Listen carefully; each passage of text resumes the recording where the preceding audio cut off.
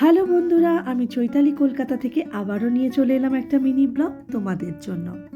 টানা কয়েকদিনের দম বন্ধ করা পড়াশোনা, সেই সঙ্গে পরীক্ষা, মাথার ওপর চাপ ছিল চূড়ান্ত।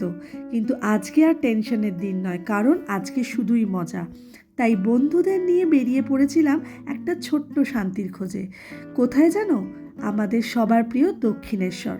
চলো একসাথে একটা সুন্দর দিন কাটিয়ে আসি, আর সেই ভিডিওটাই তোমাদের সাথে শেয়ার করব। এখন আমি অপেক্ষা করছি দক্ষিণেশ্বর মেট্রো স্টেশনে। কার জন্য জানো? আমার বন্ধু অদিতির জন্য। ও ওর ছেলেকে নিয়ে দক্ষিণেশ্বর মেট্রো স্টেশনে আসছে। এখান থেকে আমরা স্কাই ওয়াকে করে যাব দক্ষিণেশ্বর, আর সেই জায়গাটাই তোমাদের সাথে শেয়ার করব। আর কি সুন্দর লাগছে দেখো, পড়ন্ত বিকেলে সূর্যের আলো যখন পড়েছে, সেই ভিডিওটাই এত সুন্দর লাগছিল যে সেটা ক্যাপচার করতে ভুললাম না। আর এই হচ্ছে স্কাই ওয়াক। এখান থেকে খুব সহজেই মেট্রো থেকে নেমে দক্ষিণেশ্বর চলে যাওয়া যায়। আর বন্ধুদের সাথে অনেক দিন পর দেখা হলে যে মজাটা হয় সেটা তো বুঝতেই পারছো। এদের গল্প আর কিন্তু থামে না। এরা নিজেদের মধ্যে অনেক ধরনের গল্প করছে, আর সেগুলোই তোমাদের সাথে শেয়ার করছি।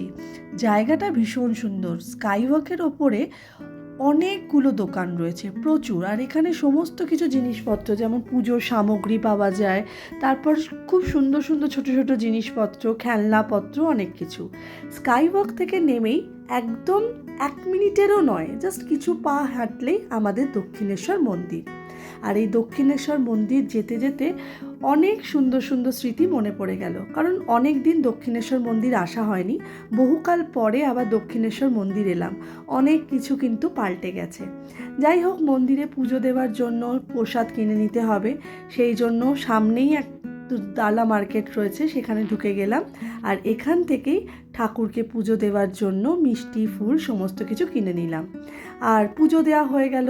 তোমরা তো সবাই জানো দক্ষিণেশ্বর মন্দিরের ভিতরে কিন্তু ফোন অ্যালাউ নয়। পুজো টুজো দিয়ে নিলাম, কোনো খুব কিছুই ভালো ফটো তুলতে দিনটা কাটলো পারিনি। আজকে সবার এই সাথে। অভিজ্ঞতাটা খুব সুন্দর ছিল। বেড়াতে এসে খুব সুন্দর লাগলো। আর সব থেকে বড় কথা, মায়ের মন্দিরে এলে প্রতিটা মুহূর্তই খুব মনে হয় ভালো লাগে।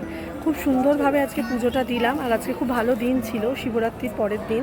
তো খুব ভালোভাবেই আজকে পুজোটা দেওয়া হলো। তো পুজো দেওয়া হয়ে গেছে। মায়ের মন্দির থেকে জাস্ট বেরোলাম, তোমাদেরকে একবার দেখিয়ে দিই। এই হচ্ছে মায়ের মন্দিরের ওপরে চূড়াটা, তোমরা দেখতেই পাচ্ছ। তো আরেকটু ভালো করে দেখাচ্ছি, দাঁড়াও।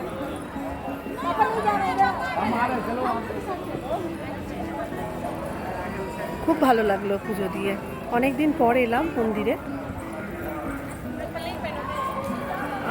দেখো, এই যে দূরে যে চূড়াটা দেখতে পাচ্ছ, ওটা হচ্ছে মায়ের মন্দিরের চূড়ো। তোমাদেরকে যেহেতু মন্দিরে ফোন অ্যালাউ নেই, তাই মন্দিরেরটা পুরোটা ঘুরিয়ে দেখাতে পারলাম না। তো অনেকেই হয়তো মন্দিরে গেছো, পুজো দিয়েছো। সত্যি যারা যাও তাদের সত্যি খুব ভালো লাগে। তো অবশ্যই এসো। ছেলের পরীক্ষা হয়ে গেছে, একটু বেশ ভালো মুহূর্ত একটু কাটালাম তোমাদের সাথে, সেটা ভিডিওর মাধ্যমে শেয়ার করলাম। আশা করি ভিডিওটা ভালো লেগেছে। যদি ভালো লেগে থাকে তাহলে অবশ্যই একটা লাইক, কমেন্ট আর শেয়ার করে দিও। থ্যাংক ইউ সো মাচ পাশে থাকার জন্য, সঙ্গে থাকার জন্য। দেখতে দেখতে খুব সুন্দর একটা দিন কাটালাম। দেখে যেন মনে হলো যে দিনটা কিভাবে কেটে গেল। মনে হচ্ছে একটু আগেই তো এলাম, আর এখন ফেরার পালা। কিন্তু তার আগে খাওয়া দাওয়া তো করতেই হবে। আর ঠিক সুন্দর সুন্দর খাওয়া দাওয়া, যেটা এখানকার ফেভারিট, কচুরি, তরকারি, মিষ্টি, চা, মন ভরে সবাই খেলাম। আর সারা দিনটা খুব সুন্দর সুন্দর করে কাটালাম। এটাই তো জীবনের আসল মজা। ছোট ছোট মুহূর্তগুলো একদিন সবচেয়ে বড় স্মৃতি হয়ে থাকবে। যাই হোক, ভিডিওটা যদি তোমাদের ভালো লেগে থাকে তাহলে অবশ্যই একটা লাইক, কমেন্ট করে দিও। আর এই সুন্দর সুন্দর ছবিগুলো তোমাদের সাথে শেয়ার করলাম, কারণ কোথাও ঘুরতে গেলে ছবি তো আমাদেরকে তুলতেই হবে। তাই এই সুন্দর মুহূর্তগুলো সাক্ষী তোমাদেরকেও রাখলাম। সবাই খুব ভালো থেকো, সুস্থ থেকো। দেখা হবে আবার নতুন একটা ব্লগে তোমাদের সাথে।